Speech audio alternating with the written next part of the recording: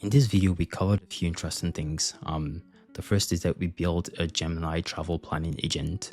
In this case, we defined 4 agents. First, a planner agent, a local agent, a language agent, a travel summary agent, and an optional user proxy agent. And all of these orchestrated using the selector group chat pattern in AutoGen. And the interesting thing is that all of these entire setup was powered by the Gemini 2.5 model. And in order for all of this to work, the model needs to follow instructions really well. And I think it did a pretty decent job. And if we look at the final report generated by the model, all pretty good.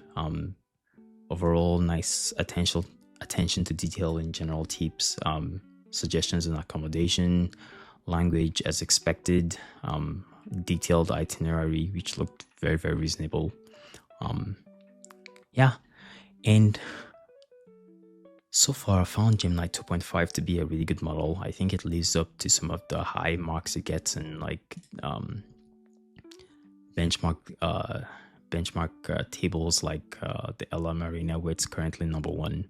And also mostly all of the high results that we see from the internal evaluation from Google.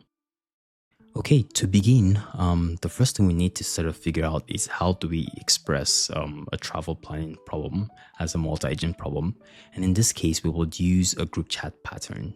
To get it started, I've written some sample code, and if you went to the multiagentbook.com website and you went to labs, you could search for the travel planning example. Let's sort of walk through and sort of see what that looks like. And so in this case, we'll define a simple model client, and then we will mostly define a set of agents. And the core idea is that we pull all of them into a team container, and we run this container. And essentially what happens is that we initiate a bit of a chat session across each of these agents until some termination condition is met and the task is deemed complete. In this case, we'll define a planner agent, and it might have access to tools like web search, all of that. And it has like a system message that says you're a travel planning assistant, and it has a bit of set of responsibilities. We have another agent called the local agent, and the whole idea is to emphasize suggesting authentic and interesting local activities. We have a language agent, and the goal here is to provide feedback on tips related to language. And think of it, if you're in a new city, you might need some tips around language. And finally, we have a summary agent. One of the important reasons why you want something like this is because given that we're using a group chat pattern, so here we're not exactly defining the exact flow of conversational control across this agent. We're instead going to delegate that to an LLM-based sort of routing approach, which is the behavior implemented in the selector group chat, and I'll get to that in a while. We always want a summary agent here because at the end of the day, we want to instruct this container to say, okay, when all of the task is done, delegate to this travel summary agent, and that way you always get like a final summary that sort of encapsulates the core ideas across all of the conversational, the interactions with all the agents so far. Okay. And then finally, we introduce a user proxy agent, and the goal here is to have a mechanism to get feedback from the user. And then finally, we have something called a selector prompt. If you're familiar with AutoGen and the selector group chat there, essentially what happens here is that in the selector prompt, we essentially provide information on how agents should be scheduled as a prompt. And this is more of soft logic here. But the whole idea is that we specify things like the planner agent should develop an initial plan, the local agent should do X, Y, Z. And then we have some guidelines on when to select the user proxy. So for example, only involve the user proxy when critical feedback is needed and all of that. And then we define the selector group chat. We specify all of the participants. We give it a model client. We specify termination condition. And in this case, we sort of define that everything sort of terminates if we have a max message of 30 or any of the agency terminate. And then finally, we can then give this entire team a task. So that's it mostly. The interesting thing here is that a good model powering all of these agents and the selector group chat will only work well if it follows instructions really well. And that's one of the things we'll test quite well with the Gemini client. Let's head over to AutoGen Studio and sort of take a look at what that might look like. Okay, so this is the AutoGen Studio interface, and to begin, the first thing we probably want to do is to set up a Gemini model. And if we went to a gallery, a good place to start would be to go to gallery, go to models. And as I've explained in previous videos, a good thing to do when sort of creating a new model that you're going to use in your workflows would be to go to any of the existing models and then make a copy. In this case, we'll make a copy of the local Quen model here. The reason why we're going to do that is it turns out that the Gemini API from Google is also OpenAI compliant. One of the things we have in AutoGen is that we have a standardized OpenAI chat completion client that we support natively. And so any provider that is OpenAI compliant can sort of use this infrastructure. And so here we're just going to make a copy of the Quen model. So here we see that's Quen 1. Then we're going to go and edit all of the properties. So here we'll see Gemini 2.5, 2.5. And we might just give it a description, Gemini 2.5.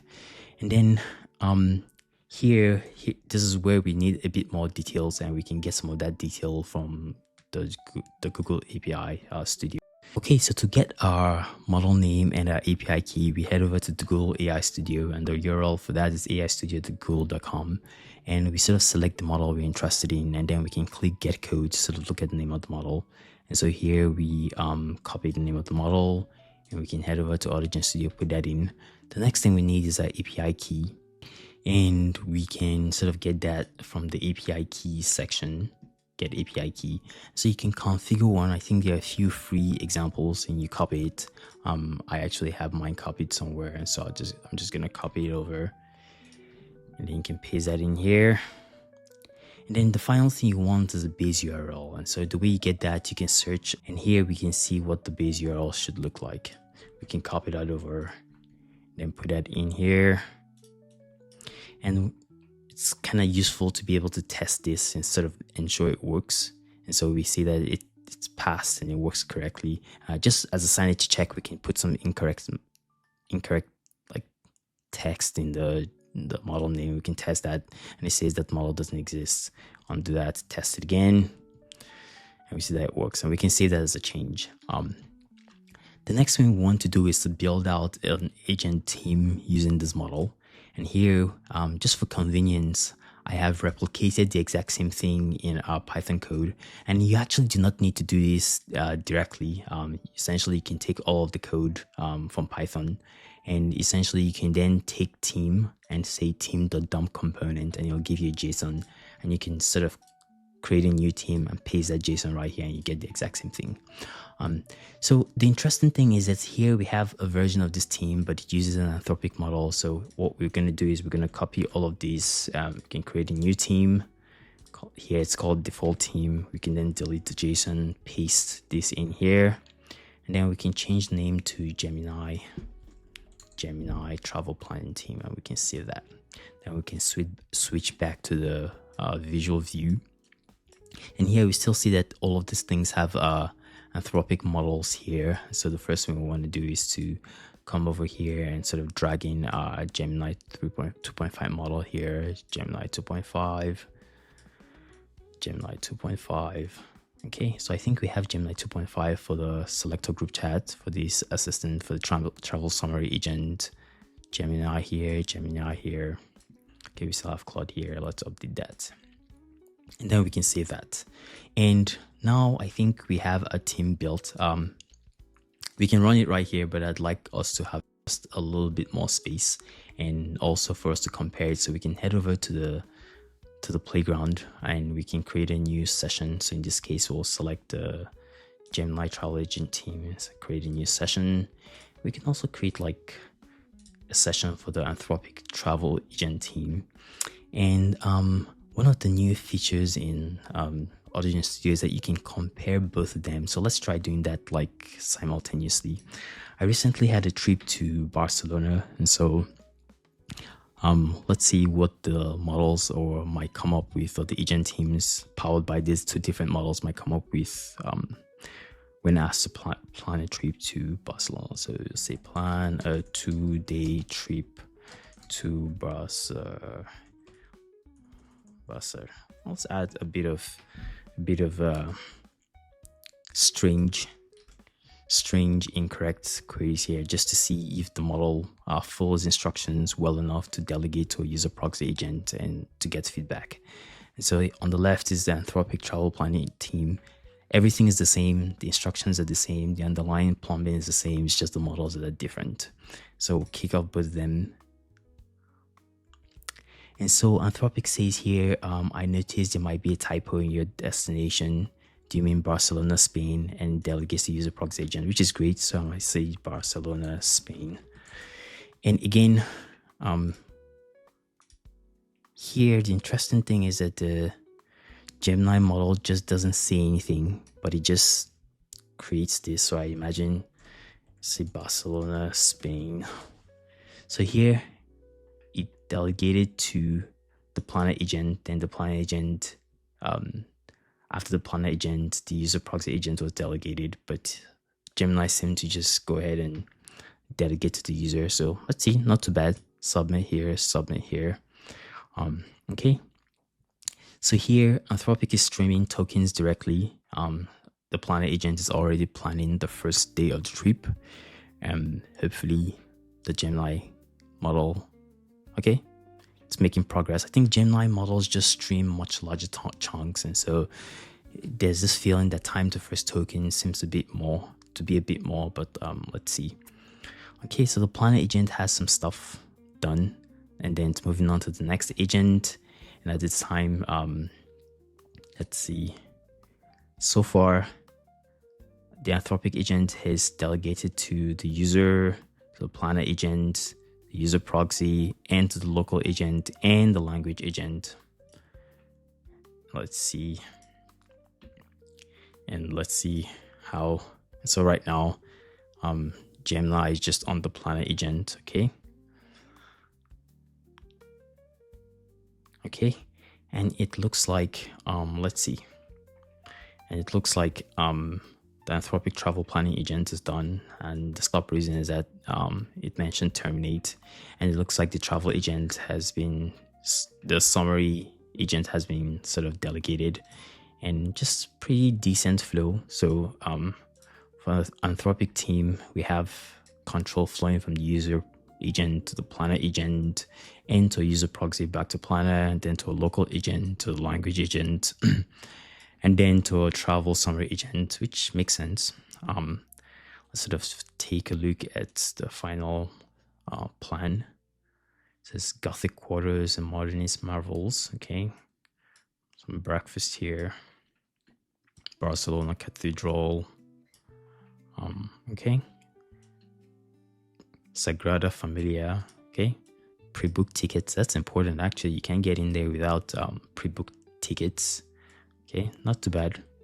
Evening perks, hitting corners and beach, accommodation suggestions, language tips, Spanish and Catalan. Okay, good. Practical information, beware of pickpockets. Okay, useful. Okay, all good. Looks like Anthropic did a good job. I think finally the Gemini agents are done. Let's look at the flow of information. Pretty linear, kind of interesting. Let's take a look. So things just flowed from the user to user proxy, planner agent, local agent, language agent, travel summary agent. Okay. Let's look at the quality of the final report. It's okay. Comprehensive 2-day trip for Barcelona. Okay, book ahead for Sagrada Familia. Not bad. See, accommodation. Okay, it's a nice table on language, all of that. Not bad.